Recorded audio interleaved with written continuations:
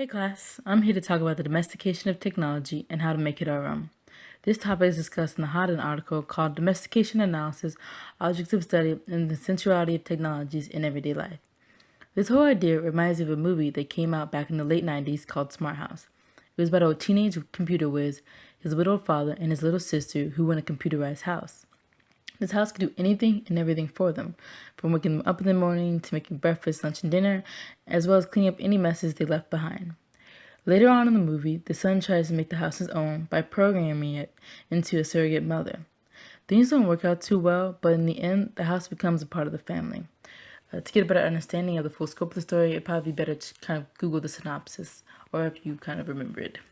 So, whenever a new media or technology is introduced, a majority of the time it is the domestic household that has to first learn to integrate the technologies in their lives. The new technology undergoes a phase where it is added to everyday routines and becomes of value to the user and his environment. Now, to get to the reading. In the Hodden article, it talked about the domestication approach, which asks how goods and possessions enter into our lives and what symbolic meaning they have. The process of domestication also implies, at a symbolic level, that in the long run, technologies, kind of like pets, can become part of the family.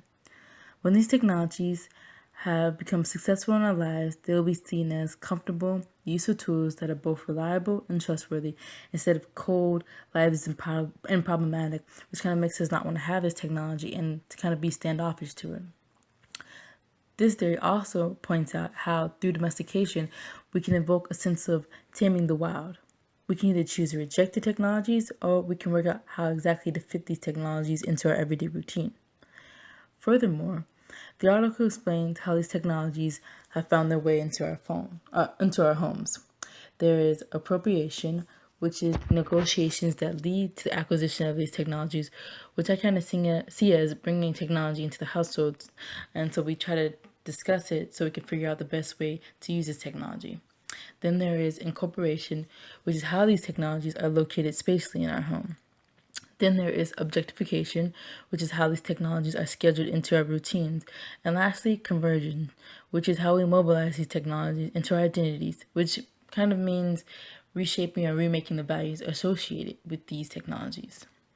I do think that it is quite possible to tame the technologies in our lives, but companies continue to make newer and better versions of the technologies we already have, and with newer and better components to it, which can be kind of scary at times if we don't really understand it. But I guess once we get a clear understanding of what the technology can do for us, we can end up kind of taming it.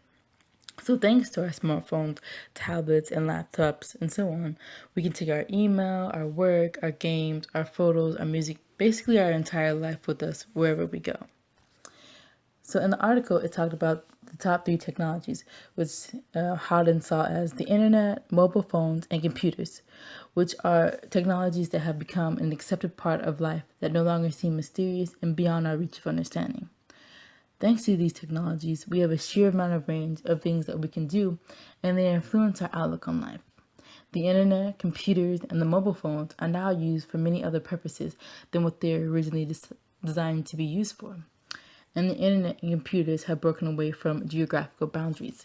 So now we have capabilities of talking to people across the globe, like Australia, France, Germany, Scotland, and we can even talk to people within America, like in New York, California. So that's pretty great also. So another great thing about these 3 technologies is that we don't have to feel left out. So most of us do have the latest edition of a phone or computer, so we can kind of still feel like we fit in with the kind of society and whatnot. And then 2, there continues to be technological advancements. For example, at first, phones were just an object that could be used to make phone calls, but now we have camera, internet access, audio recording, and so on. So as society continues to progress, there will always be a newer and better version of the technology that we have now.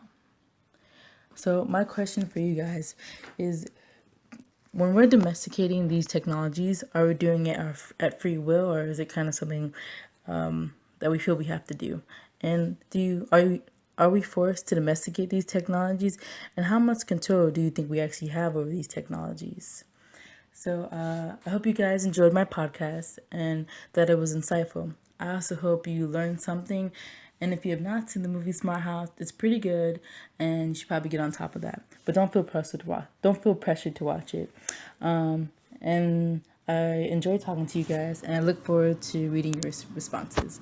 Bye.